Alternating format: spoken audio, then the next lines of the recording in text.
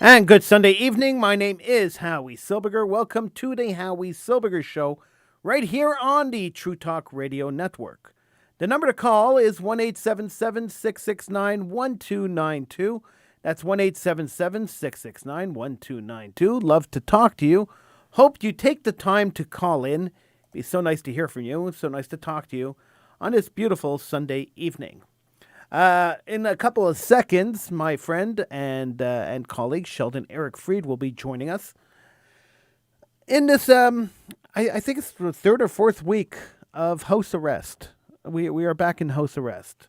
So we were in a house arrest, and we were out of house arrest, and house arrest went to 9:30, and now we're back into house arrest. So we are living under house arrest. We're not allowed leaving our homes. Because apparently after a certain time, COVID knows and he comes to get you.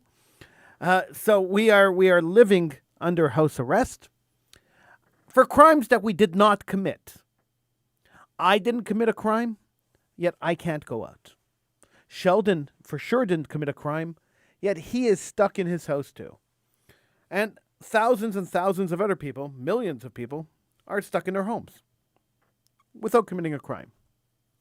And with the knowledge that science says that COVID is less contagious and spreads much less outside than it does inside.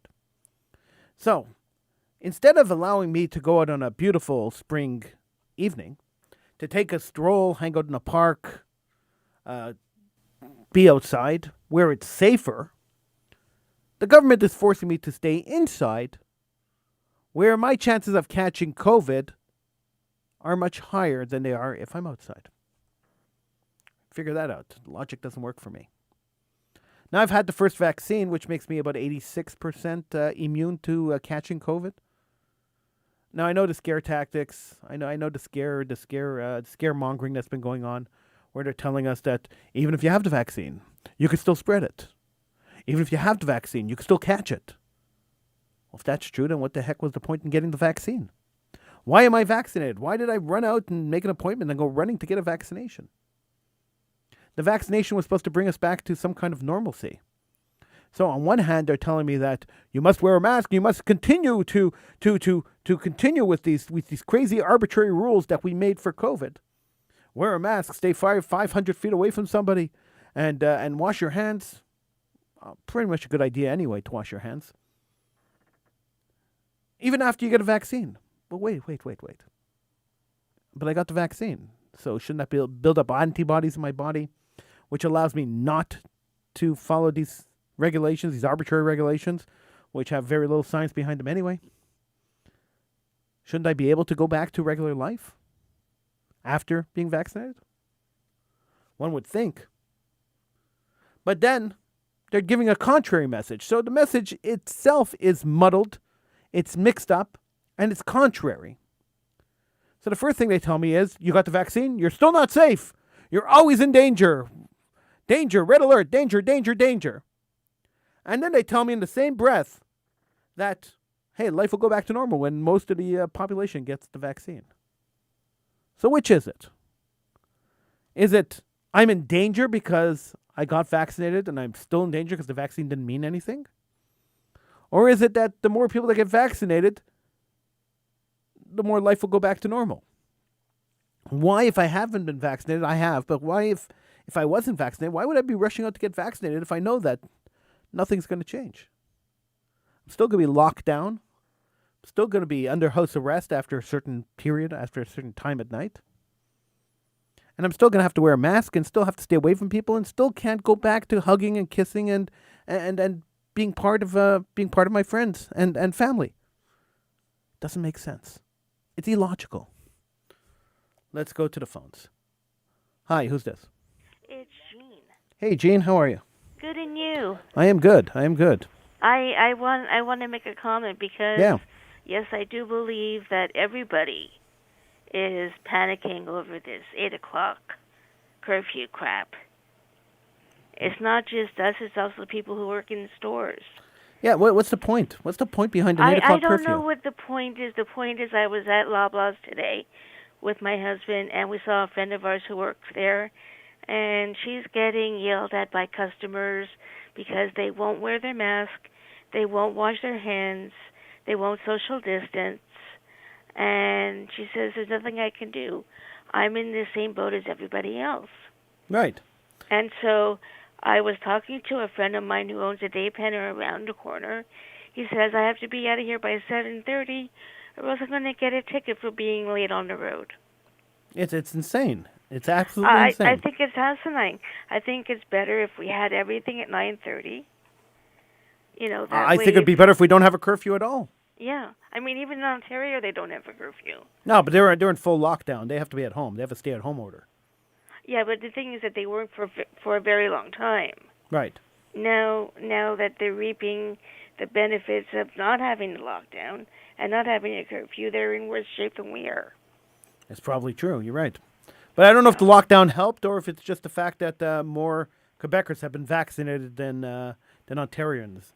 I'm not sure. I don't know what the ratio is. I know that everyone in my family has been vaccinated. Yeah, me too. I've been vaccinated. My whole family's been vaccinated. Thank God. Yeah, we got the distemper shot, so we should be okay. Yeah. Yeah. But you still wear the obedience mask, right? Well, the thing is that if let's say you work from 9 to 5. Yeah. And you have to go to the store or to the pharmacy for something, and you're rushing to get there because you have to leave the store at 7:30. Right.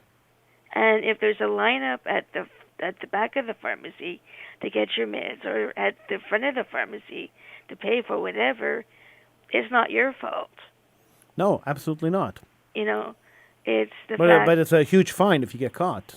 I know, but the thing is that it's not our fault if we're there, and we have to wait in line to pay for something when they only have a few people on the floor. I agree with you. And but I think the curfew is ridiculous. I don't think there's a point in having a curfew. It doesn't do anything. It doesn't solve any problem. Neither do I. I think there should be no curfew. I think if people want to go out, they should be able to go out. If they want to go shopping later in the evening, so. Right. And if I want to go hang out outside and stand outside where it's safer. Yeah.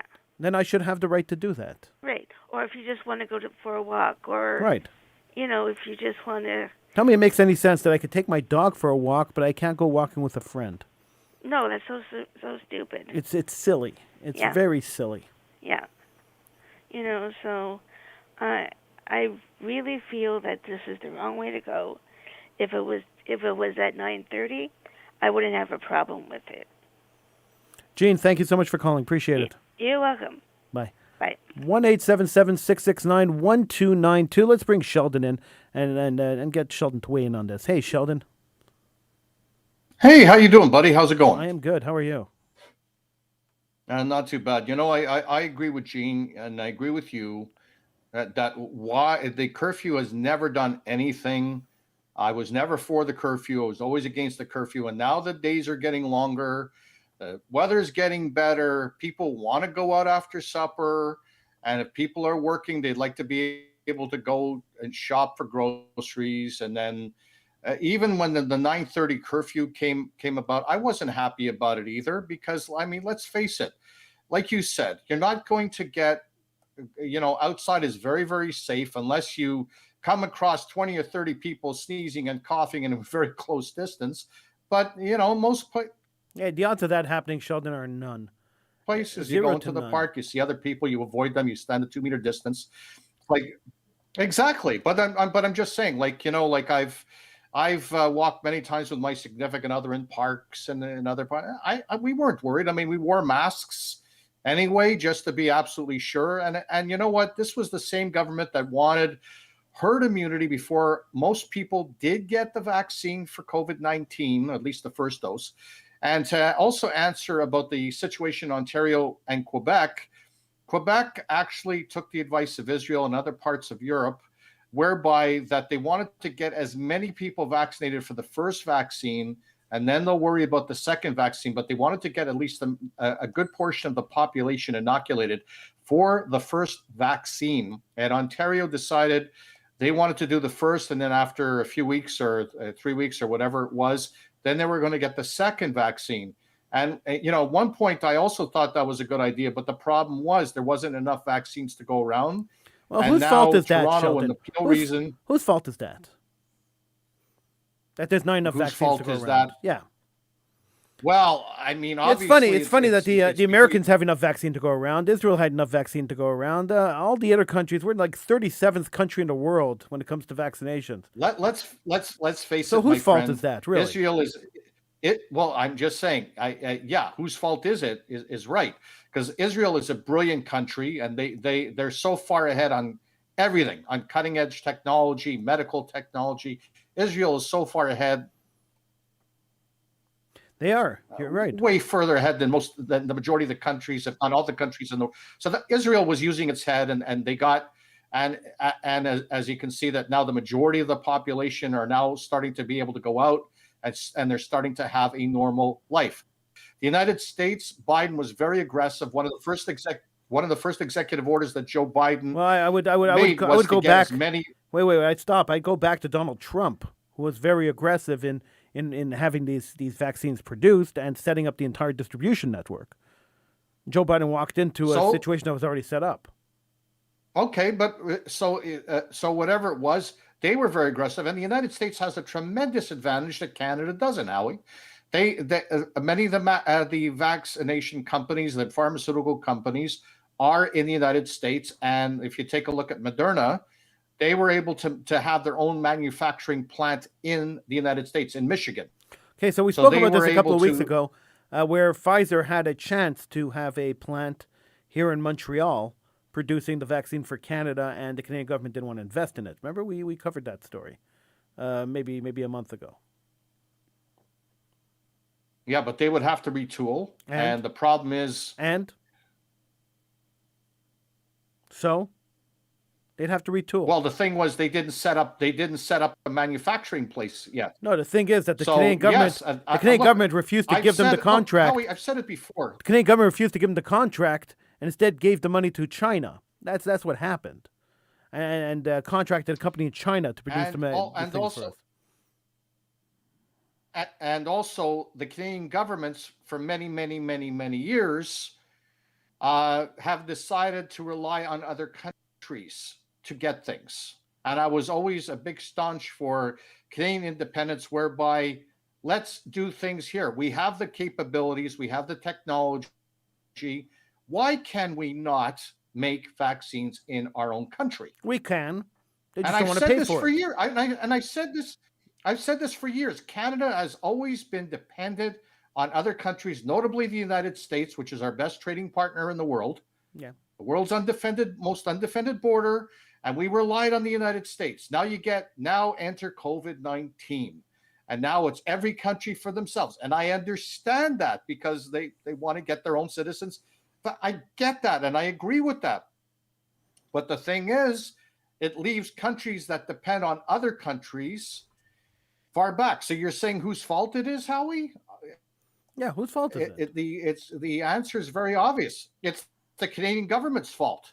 And it's been every single Canadian government's fault from God knows how many years to now. Because we should have had... Should have, could have, would have, Sheldon. But we don't. And here we are. We're living in COVID land. Let's not open up any government's eyes, Howie. I don't know. We're living in COVID land. We're living in COVID land. And I think... And there's no light at the end of the tunnel. And that's the problem, Sheldon. No.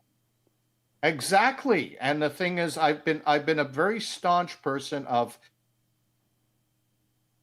We live in Canada. We live in a developed country. It's about time we started acting like a developed country and start being aggressive when it comes to medical research, when it comes to the preparation of vaccines. We have big, huge pharma in this country. You know, the government, and the same thing when it comes to masks and any other personal protective equipment.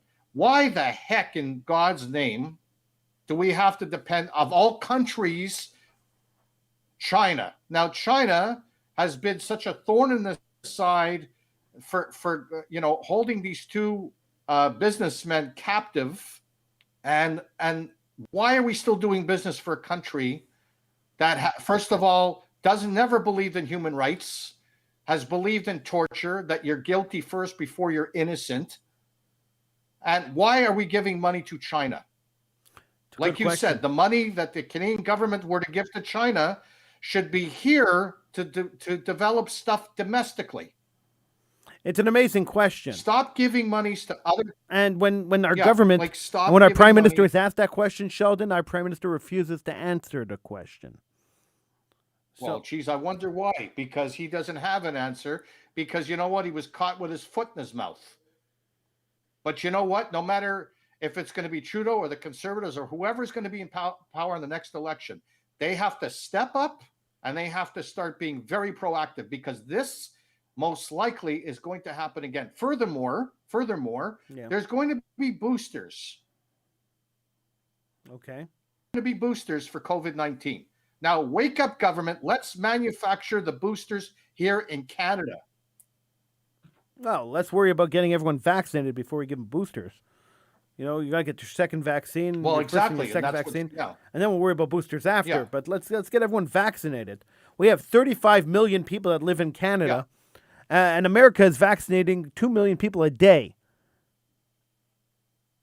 Yep. And we haven't even vaccinated a quarter of our population yet. Come on. It's ridiculous. You know what it is, Howie? It's like I always told you. The United States is this big superpower, and the United States basically is more important in the world's eye than Canada is. Canada's a country, and Israel was smart because Israel has done a lot of things domestically. Now here's a country what's the population of Israel? Around I don't know, around 6, way less than Canada. Around 6 million people.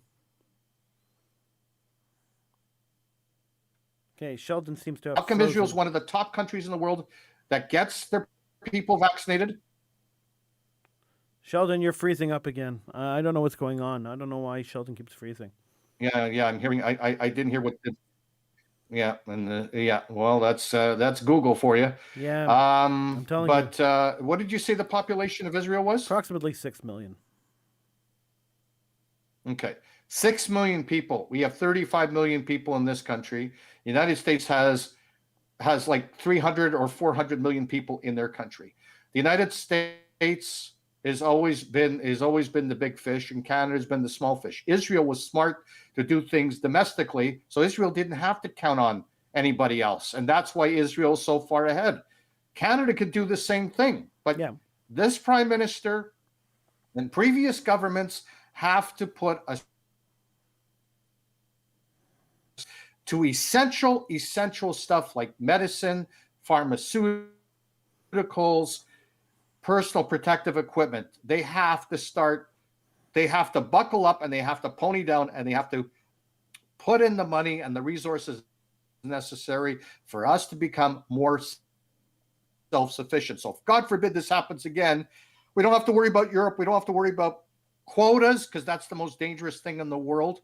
Quotas, because if they cut the shipments in Canada, we're in big trouble. Yeah, look, we've seen it happen. It's happened twice already. It's happening with the Moderna vaccine right now, that we're not getting the doses in because they've cut the shipments. Well, thankfully, Pfizer has. Well, at least Pfizer has picked up the shortfall, so at least Pfizer is doing that. But still, that's not the point. Like you said, we have a quarter. No, I know. We have a quarter of the population vaccinated, and you know, like Quebec, the province of Quebec wanted to do the herd immunity, and this is what they wanted to do from the beginning. But herd immunity does very little when most people don't get vaccinated. It's when most people get vaccinated that herd immunity will work. That's true. But you can't get herd immunity when you get, like, 2 out of 10 people for every, for the population vaccinated. Like, it's ridiculous. Like, the students of the schools are not vaccinated, but their parents are. Teachers in the certain pilot projects are vaccinated. But what about the other teachers? What about the other students? The student? You mean to tell me that even though the students have bubble classes, Howie, they don't have friends that are in other schools that they might get together with? Of course they do. They meet somewhere, they get together. You don't think that's going to happen? Of course that's going to happen. They're going to do sleepovers. There's all sorts of stuff. They should have kept the schools closed. Yeah, exactly. I mean, there's so many ways they can get around it. Even if there's, like you said, the COVID-19 in terms of the curfew, I mean, it's going to strike during the day. What's the difference if at night? Plus, we're the only jurisdiction in the developing countries, or at least one of the jurisdictions in developing countries that have the curfew. What utter nonsense. Sheldon, we're going to take a little break. I'm going to try to fix this technical problem we have. So we're going to take a little break, and we'll come back in just a minute. I'm Howie Silbiger. He's Sheldon Freed. This is the Howie Silbiger Show. We'll take a little break. We'll try to fix this little technical problem, this little freezing problem we're having with Sheldon. And we'll be back just after this.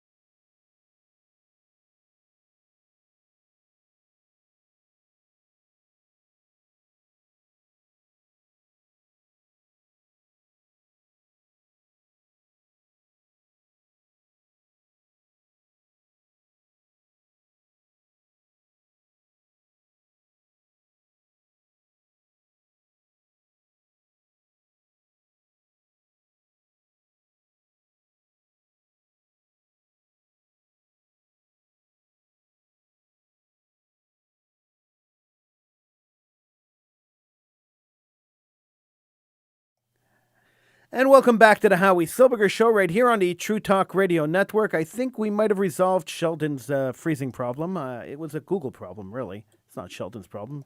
We'll blame it on Google.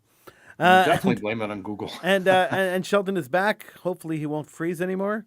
That was really bad. So I'm happy that you're back, Sheldon. Thank you. Thank you for having me on. So we're talking about COVID and being under house arrest and how terrible that is. And Canada had the opportunity to make vaccines in Canada, and they flubbed it.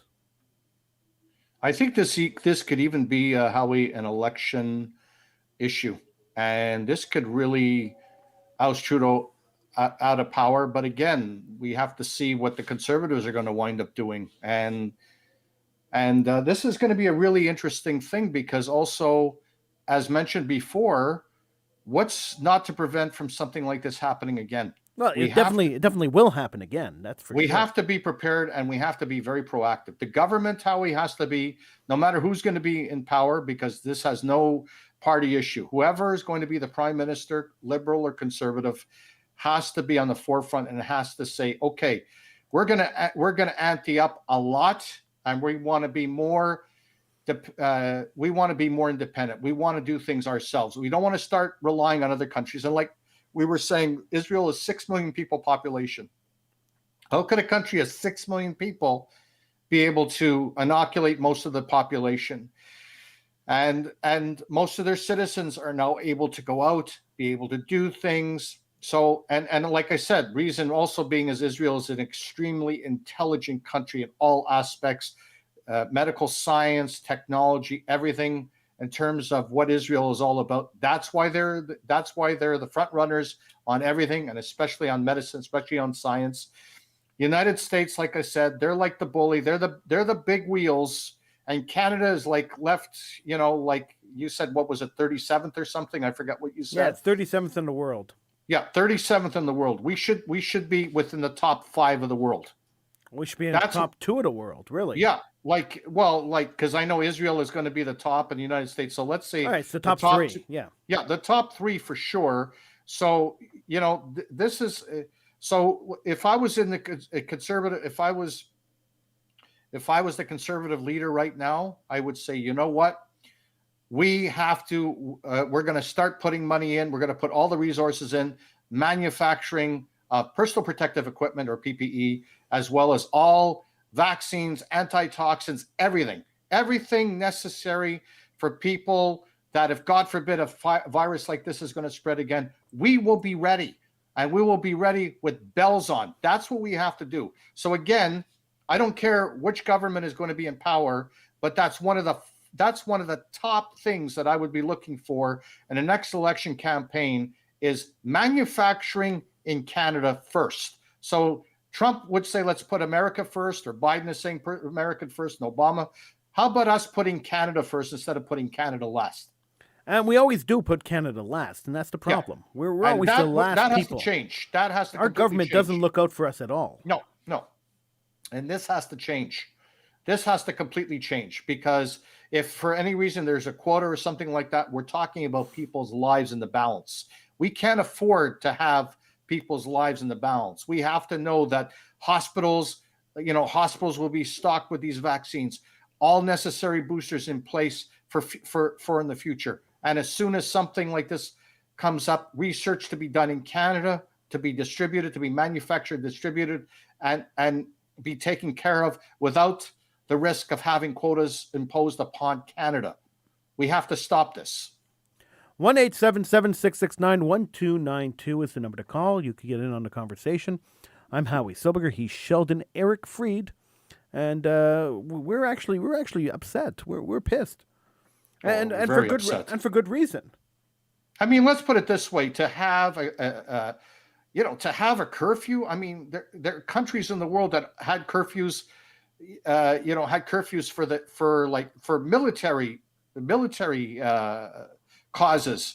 This is not a military cause, but the government is making us feel like we have no rights anymore. It's like I don't even feel. I mean, yes, I'm safe in going out on my balcony. I'm blessed with a nice balcony with a nice view. So I go out at night if it's a nice evening. So at least I can go and get a little bit of fresh air that way.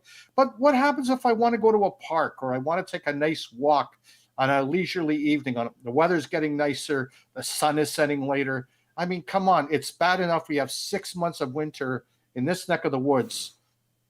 But now that the weather's getting nicer, people want to go out. And look, the other day I took a walk, and I even saw, like yesterday, and I even saw kids playing in the park, and they're laughing and they're joking, and people were in good moods. People were like on the phone and laughing, and people were couples were holding hands, and they were going down, and it was almost like, yes, a lot of people did wear a mask and some people didn't wear a mask, but I could still see that when people go out, and especially when the weather's getting nicer, people are in a better frame of mind. As much as you and I may like our respective residences, we don't always want to be cooped up here. I mean, where I live, we have exercise programs, yoga programs in the company of our own home and Zoom. But you know what? I would love to get on a bicycle and go and take a bicycle drive. I'd love to go to a walk. I'd love to go to the Festival of Just for Laughs with you and our respective significant others. And who knows if that's going to happen. I mean, I'm even surprised that the Jazz Festival is going to be in September. Yeah. And I'm sure may not be 100% confirmed because anything could happen between now and September. The F1 I know has been canceled. The Osheaga Music Fest has been canceled. I don't know about Just for Laughs, although Just for Laughs has been saying that there could be stuff that could be on or off. And then how is that going to happen? Well, the Quebec government said that their aim was to have everything open by the 24th of June, right, which is St. John Baptiste Day, or Fête Nationale, as they call it today. And how are they going to do a Just for Laughs festival or a jazz festival when we have a curfew, 8 to 9:30 curfew? It's a good question. So they're going to have to lift that. Otherwise, there's no point in having festivals. Right. Well, you can't have a festival if you have an 8 o'clock curfew. Exactly. So, like, what's it going to be here? And this question is going out to all the politicians, federal, provincial, and municipal. How is this going to happen? You know what kind of tanking the economy has taken because of this? Oh my God! I know a guy who renovated a restaurant. He bought a restaurant. He renovated the restaurant. He spent hundreds of thousands of dollars, and then he did a soft launch. He was going to do a hard launch. And then COVID hit, and now he's closed. Right. So all that money invested out the window. I mean, his restaurant's gone. He had to close it down. I know a couple of people like that who had to close down because how could you stay open? So you're thinking, people have put in their life savings into different projects, and those projects have tanked because the government has decided to shut us down and shut us down and shut us down. Now I understand you want to curb flatten the curve, whatever the term they use now is, right? I get it. I get flattening the curve. I get trying to keep people as safe as possible. But when you become a nanny state, and this is what it's become a nanny state. A nanny state where you've become a dictator, and you're dictating now who can make a living, who can't make a living, who could go out, who has to stay in.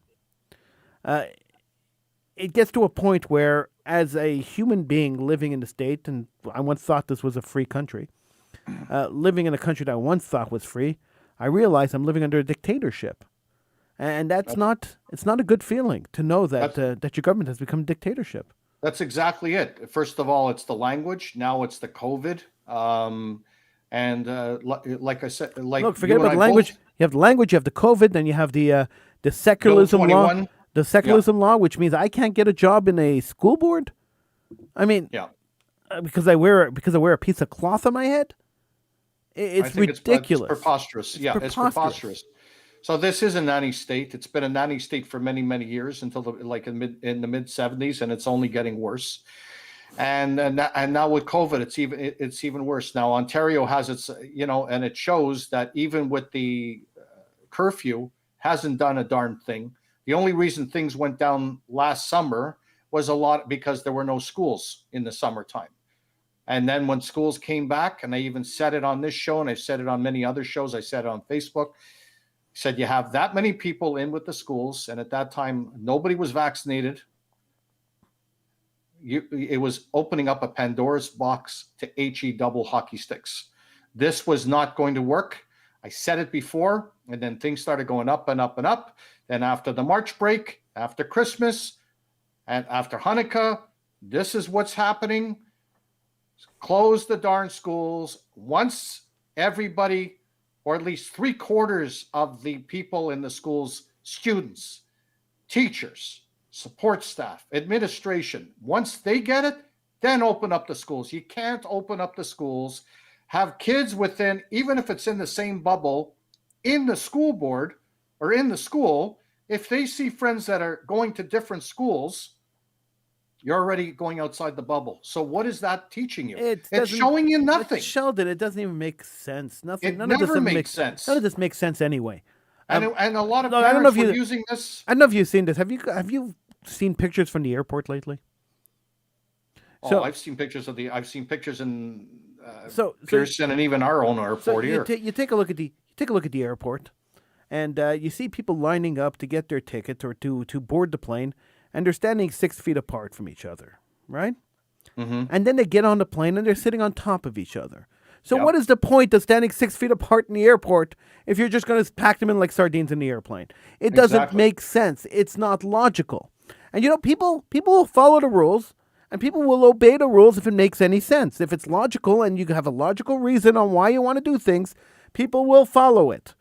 But these rules are arbitrary, they're not logical, and they're not uniform everywhere across the country or across North America. And it's just arbitrary rules. You can't go out after 8 o'clock because I said you can't go out after 8 o'clock. You know what it is, is, There's no science. There's no reason behind it. You can't do it because I said so.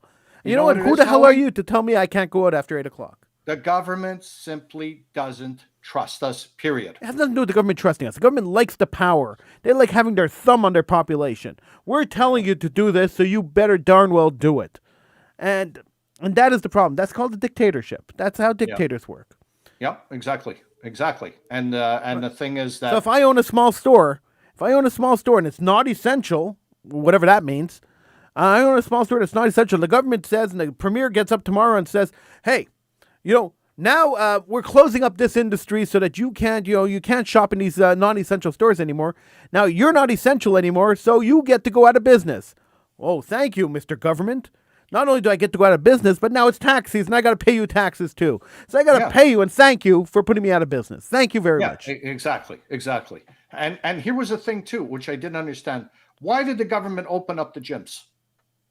Why not? Why not? One gym in the province, one gym in Quebec City in the province, one had a problem. One gym. And now you have to close up 3,000 gyms across the province? Yeah, but wait a minute. Come on. Too. Then they have to they have to get better cleaning for one gym people. Had a problem. Howie, that's one too many already. That's one too many. So already. You had one negligent gym owner that had a problem. Right? You have 3,000 other gyms in the province. One gym had a problem, so you close down 3,000 people because one guy had a problem? Come on. But that's the government. That's ridiculous. That's not me. That's the government. I'm saying that's ridiculous. It's ridiculous. So that's what it is. The government never trusted. This is exactly what I'm. It has nothing to do with trust. It's ridiculous. You're punishing. It's group punishment. If I have a classroom of kids, there's 21 kids in the class, and one kid starting up, and I give the whole class detention because that one kid starting up, that's unfair.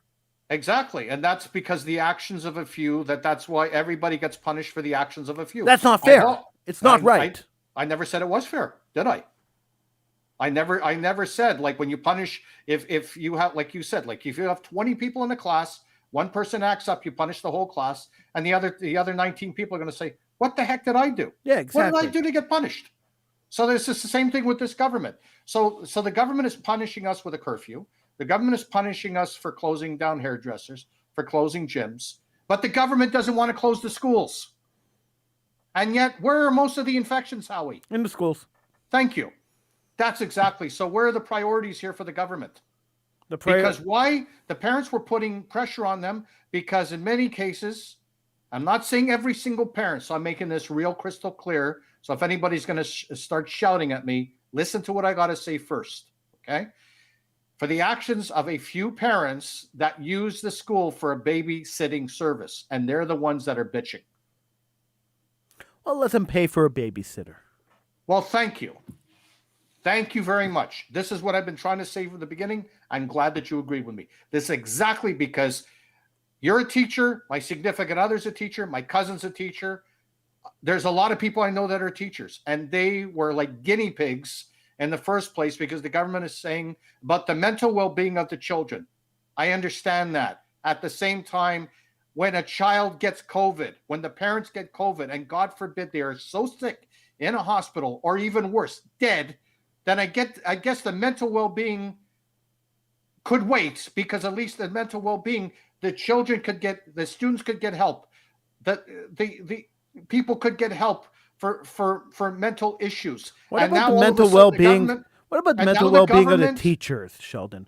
What about the mental well-being of the teachers? Does that really matter to anybody? Exactly. And the government never cared about mental illness support. Now all of a sudden the government is going out because of a pressure from some parents that don't want to do a babysitting service, so they ship their kids to school.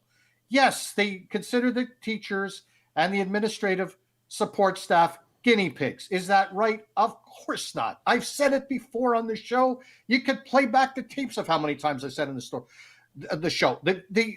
Now that's why Ontario's on lockdown, because schools were getting infections up the yin-yang. Now we're starting to get infections up the yin-yang. What's going to happen in the fall?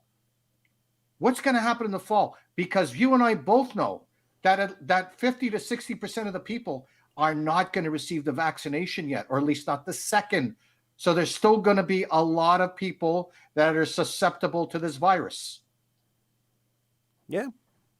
That's exactly what I've been saying, and I've been chastised for this. I've been raked over the coals by what I was saying for some people. But you know what?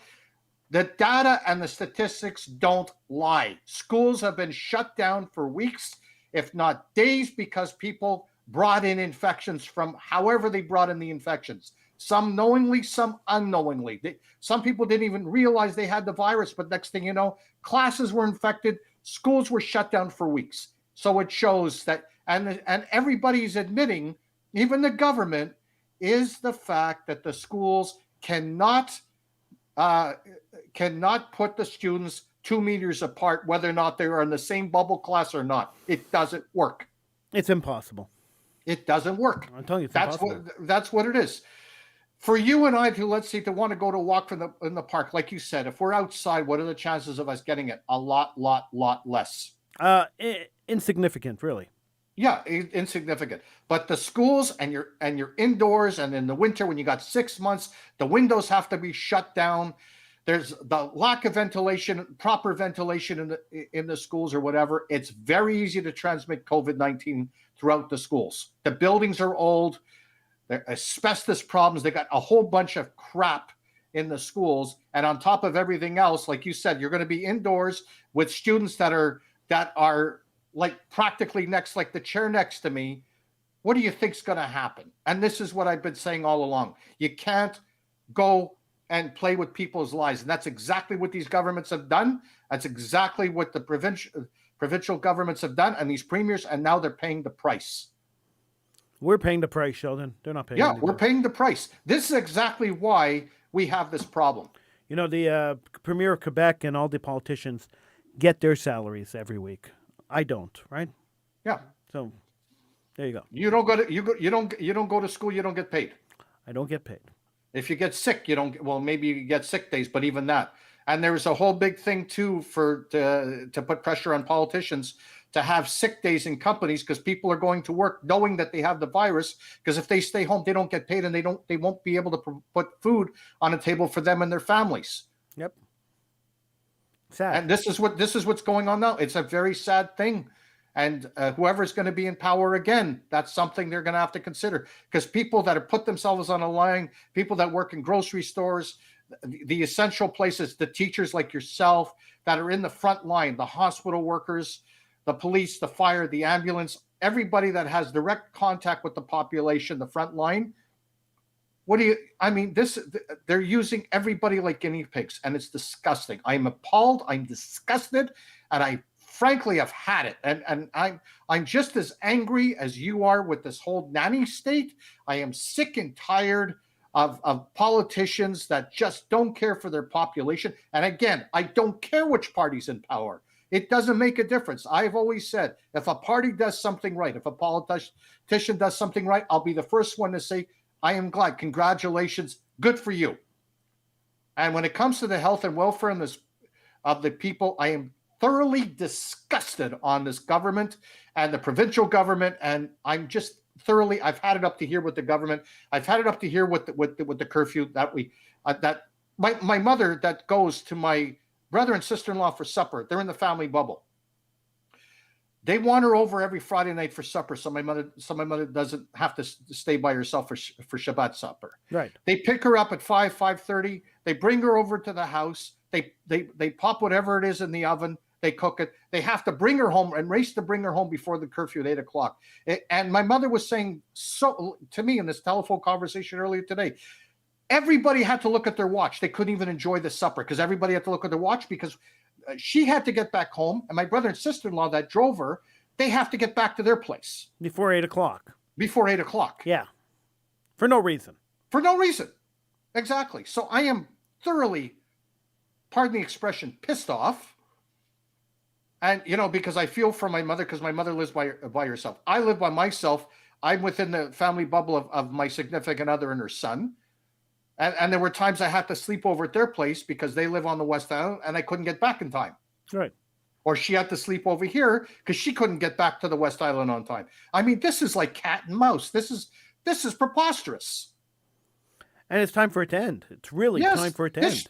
This should have never started in the beginning. Right. Never mind, this has to end. This whole curfew and this whole bunch of malarkey should have never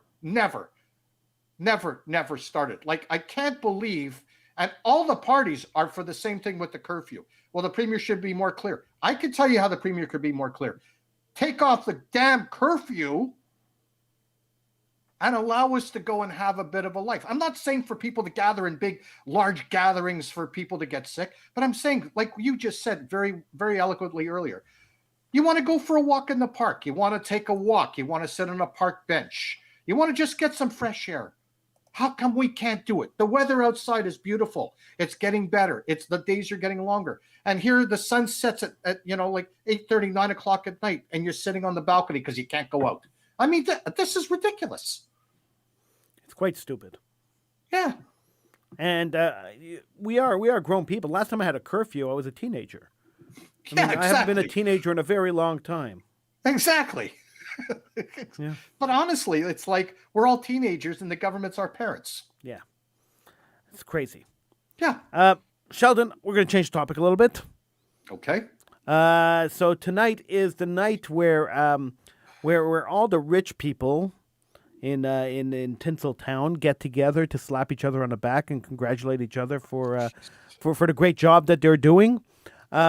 It is a self-promotion, self-idolization night for actors and actresses, and now it's become a big woke ceremony, where instead of feting people for alleged talent, they're now feting people for the color of their skin and the gender and the gender they were born.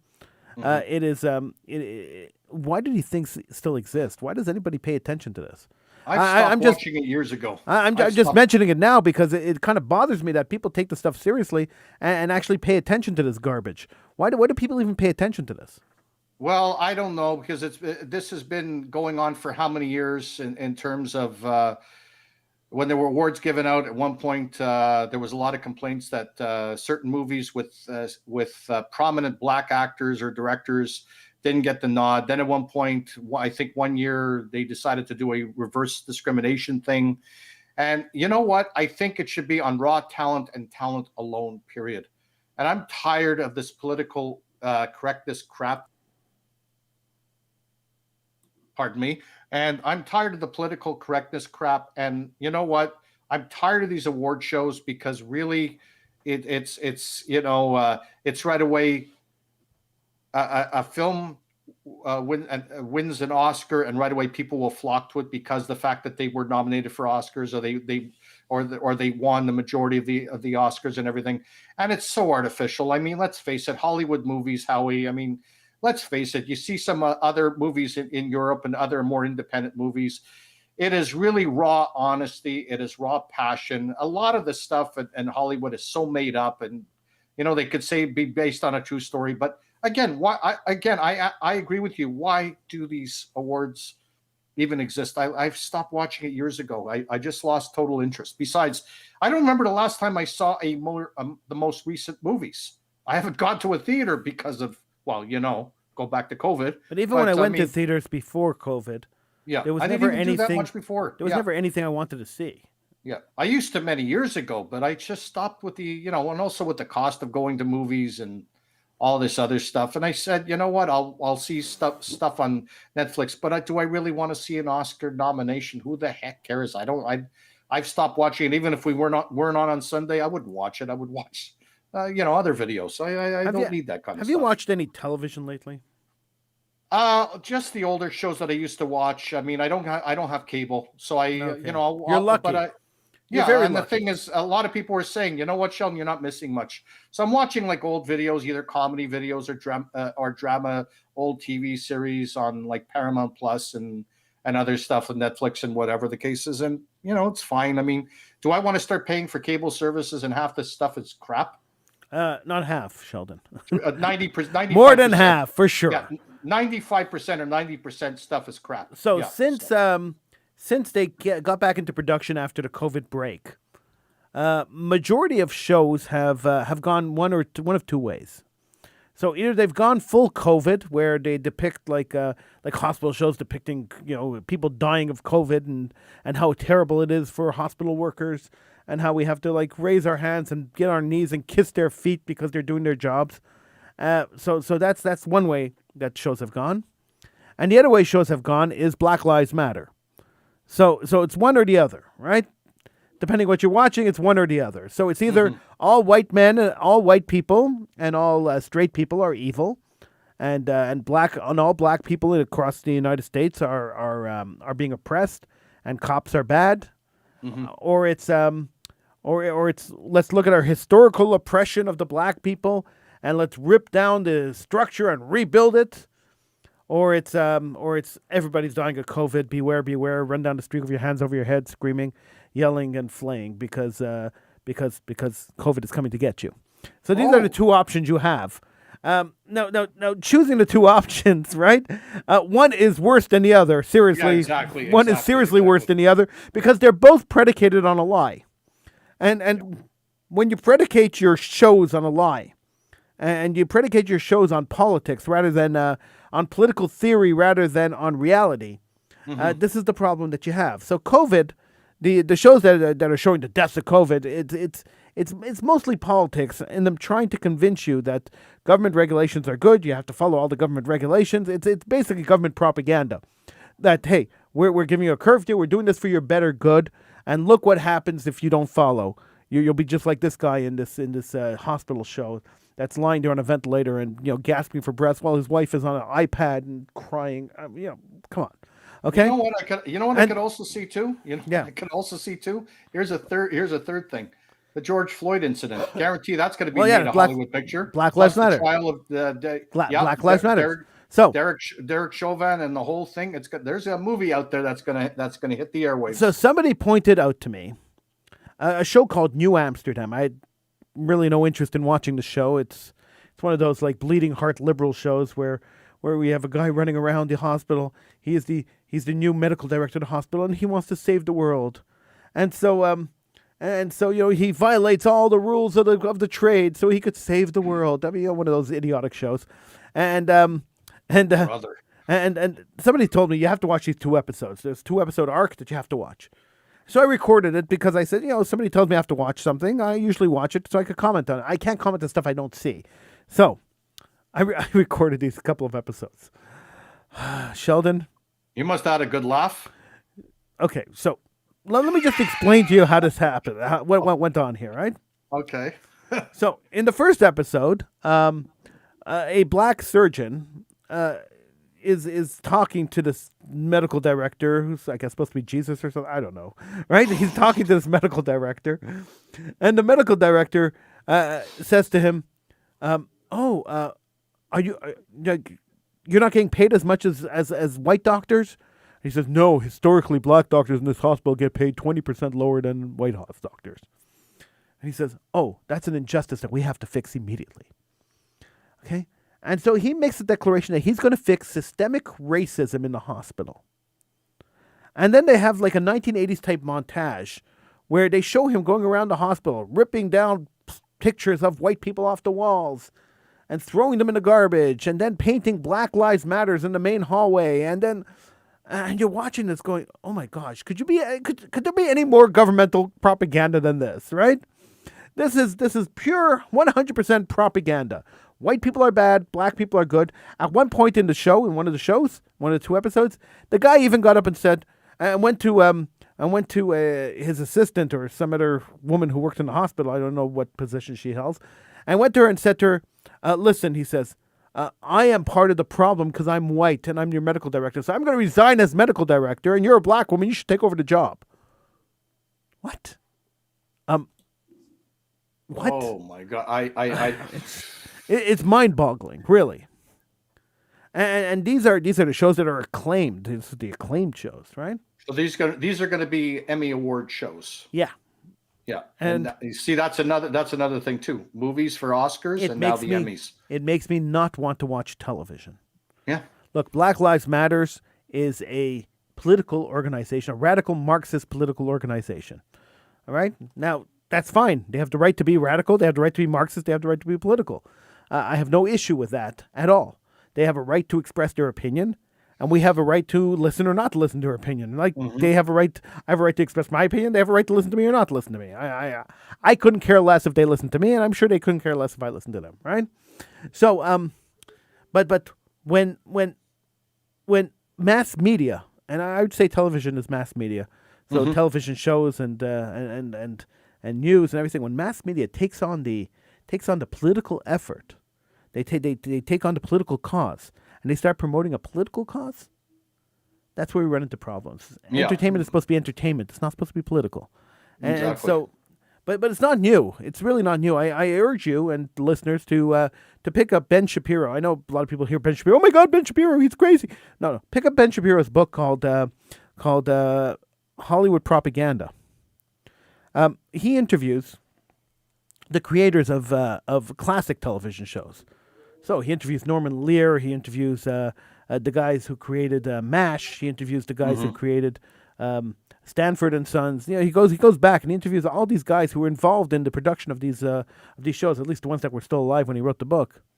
And they were controversial television series back then because it really tackled a lot of issues back then. And he interviewed these people and he asked them about their political agenda when they wrote these shows. Like, was there a political agenda, or were you just writing a television show? And if you read it, they tell you that no, we had a clear political agenda when we wrote these shows. Mm-hmm. And you're thinking, wow, really? And it was just an eye opener. So you may not like Ben Shapiro. A lot of people don't like Ben Shapiro. That's fine. But this was actually a research book he did, and it was actually a really well book. It's called Primetime Propaganda. Mm-hmm. The true story of how Hollywood, how the left took over TV. It was published in 2011. You get it on Amazon. Now, he didn't pay me to do this ad for him, but it was a really good book. Mm-hmm. Interesting. And it just shows how television shows have a political agenda, and they push you towards that left-leaning political agenda. Now, there's nothing wrong with leaning left, and Sheldon, you know, I honestly believe that. You're entitled to your opinion, and you're entitled to your political perspective. But when you start imposing that political perspective on unsuspecting people who are watching your product, that is unfair. I would never do that. Like, I would never, if I was right, if I was right-leaning, left-leaning wouldn't make a difference. I would not impose my views on somebody else. I would state my opinion like you would state yours, and that's it. And it's up to you. Like, it's up to the listener to whether or not accept it. But you have the privilege, they like certain points. But if you have the privilege of having a platform that speaks to millions of people a day, or millions of people a week, as in primetime TV shows. You speak to millions and millions and millions of people a week. Pushing political agendas in those shows is wrong. In my opinion, it's wrong. Yeah, I agree with you. It's supposed to be entertainment. I think it should push ideas, and then for people to take those ideas and decide. That's what I always thought. And I strongly believe what media should have used to be many years ago, that they would have these ideas, and it would be up to you to interpret it, and you like it, you don't like it, but at least you had the choice rather than you being pushed into something because a media believes in it or the CEO of a company believes in it. It's up to you, a listener, a viewer, a reader, to be able to make up your own mind. That's what I always believed. Yeah, but that's not the case today. No, so if it hasn't been the case for many years. If you listen to radio today, radio's pushing a certain political point of view. It's mostly the leftist political point of view. But that's what radio, at least in Montreal, is pushing. It's a lefty radio. I mean, if you are a conservative and you're listening to Radio Montreal, you're the enemy. It's unfortunate, but that's what it is. And if you watch major news sources, there's only one news source that promotes the conservative point of view. Everybody else is a leftist point of view, and so you get to a point where you're wondering, where does the indoctrination start? Does it start with the media? Does it start with the television shows? Where does indoctrination start, and where does expressing political opinions end? If you have 5 networks that are promoting one point of view, and one network that opposes a differing point of view, then one has to wonder if that one network is not a fringe network, which is what they call it. It's a fringe network. Who listens to Fox? They're fringe. They're crazies. They're radicals. They're white supremacists, as they love to accuse everybody of being. But you got 5 other networks that are promoting the exact same point of view, and pushing the. I won't say lies. I know a lot of people like to say they lie. It's fake news. I won't say that, but I'd say it's selective news. It's not fake news. It's selective news. They're picking and choosing what they're telling you. For instance, let me use a practical example. There was a story last week of a police officer that shot a 16-year-old girl as she was about to stab another girl. Okay, so he pulled up to a fight. They were fighting in a driveway. One girl had the other girl pushed up against a car. She had a knife in her hand. She went up. She lifted the knife up in her hand. She was about to bring the knife down onto the other girl. And as she was coming into the downswing, the police officer shot her and killed her. So, now, of course, the police officer was white and the girl was black, and that suddenly became a big issue. Now, another white cop killing a black girl, a black kid. But what about the extenuating circumstances here? That was a good shoot. The girl was about to kill somebody. He saved that other person's life. So, unlike some other cases that we've seen recently, the media did not interview the girl who was being attacked. The media did not interview the witnesses that were standing there, who clearly saw that this was a deadly situation and the police officer had to take aim, and the media did not interview the police officer to ask him, hey, what's your point of view? Unlike what they've done in George Floyd case and all the other cases, right? So one has to wonder, why not interview the girl that was saved? She could tell the story. Hey, she was coming to kill me, and this cop saved my life. So why isn't the cop a hero? The cop is being villainized now, but why isn't he a hero for saving somebody's life? Now, if it was a white man trying to stab a black girl and the cop shot him, he would be a hero.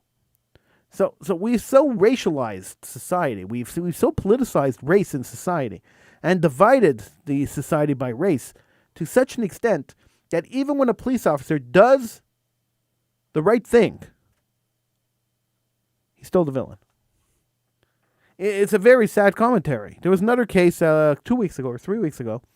They released body cam footage. And thank God these cops have body cam footage now.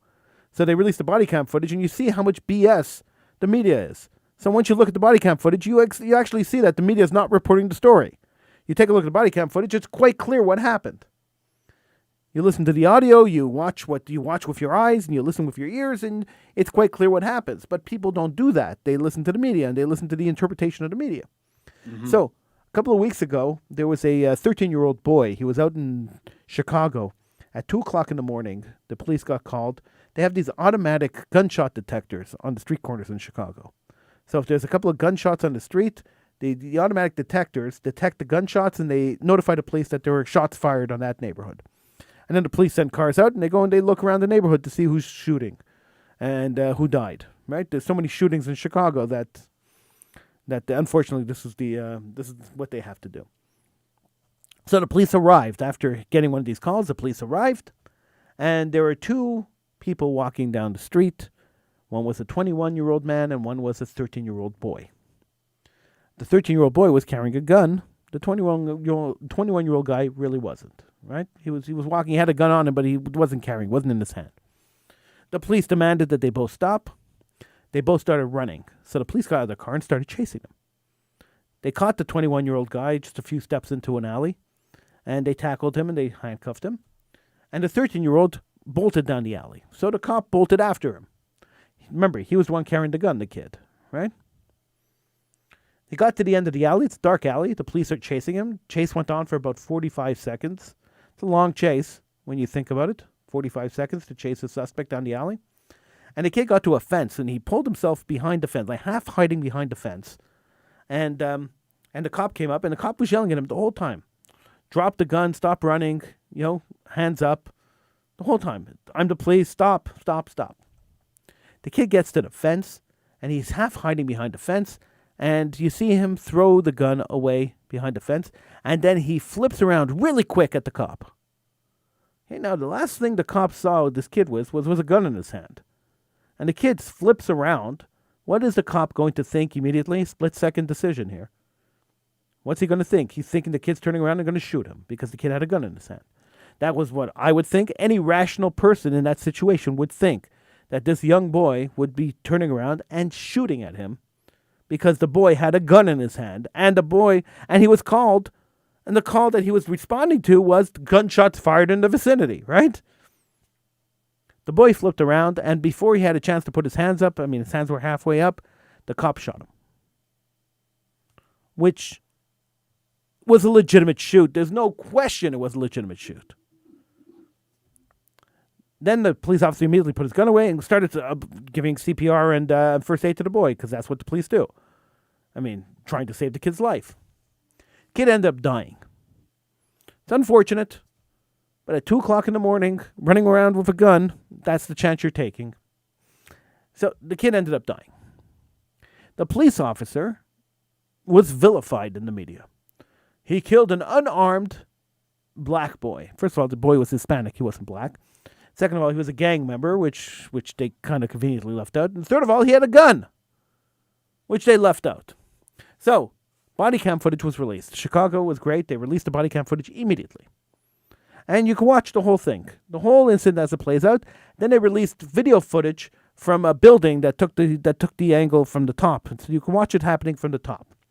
And you clearly see the boy throw the gun away a second before he was shot.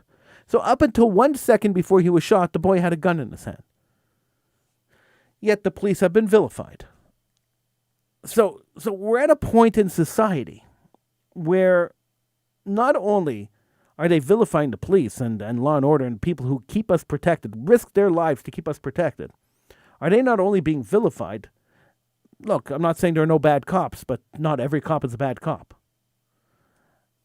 The 1 or 2 bad cops that there are, or 3 or 4 or 10 or 100 bad cops, don't justify vilifying the millions of cops that there are across North America. I'm sorry. It just doesn't work that way.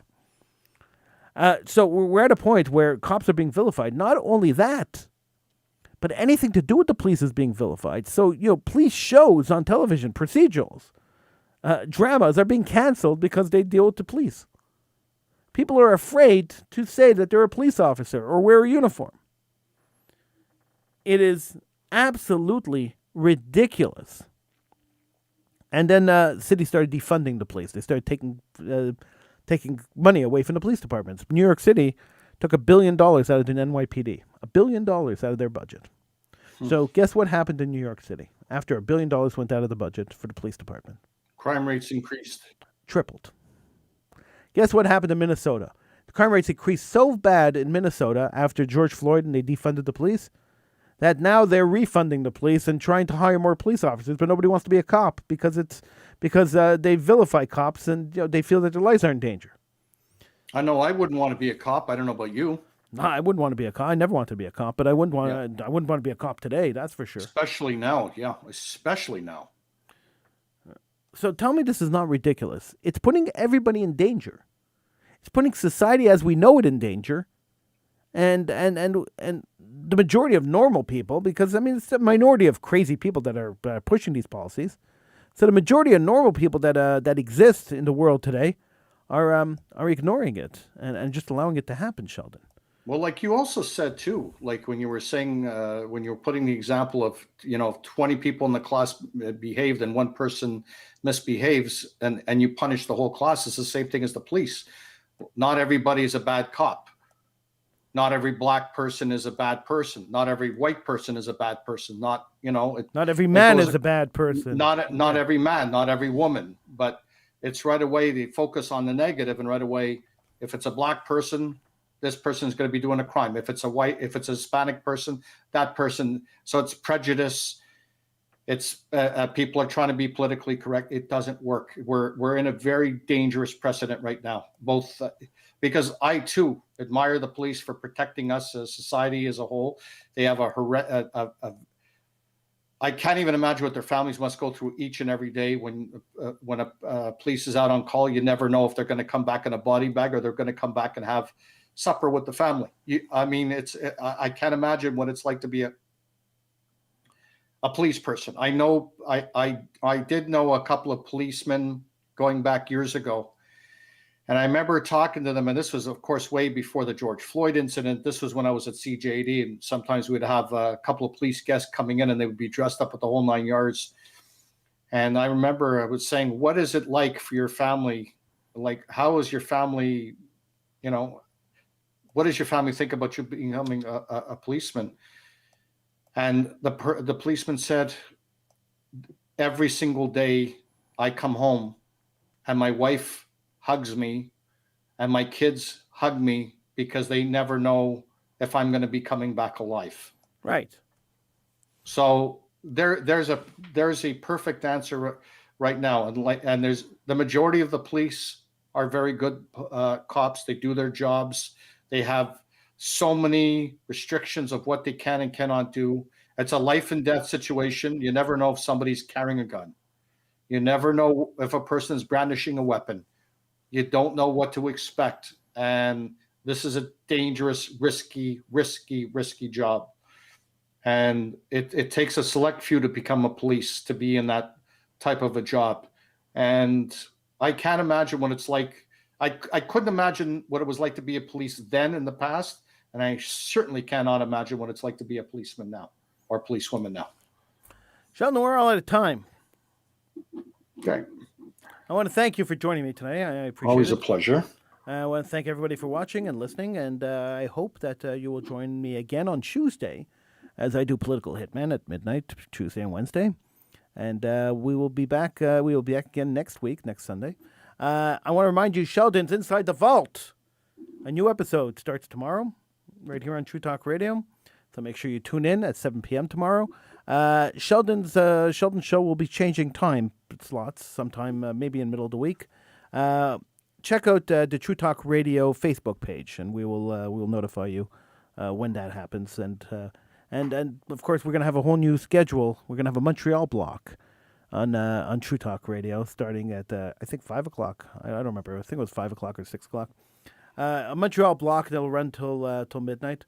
We're looking for new shows, so if you produce a podcast or you want to be part of True Talk Radio, please contact me, Howie at TrueTalkRadio.com. I would love to hear from you. If you have something you could contribute to True Talk Radio, we'd love to have it. Until next week, until Tuesday, until next week for Sheldon, but until Tuesday for me, I bid you a good night and stay safe. That's what we hope. I want you to stay safe. Take care, everybody. Stay safe.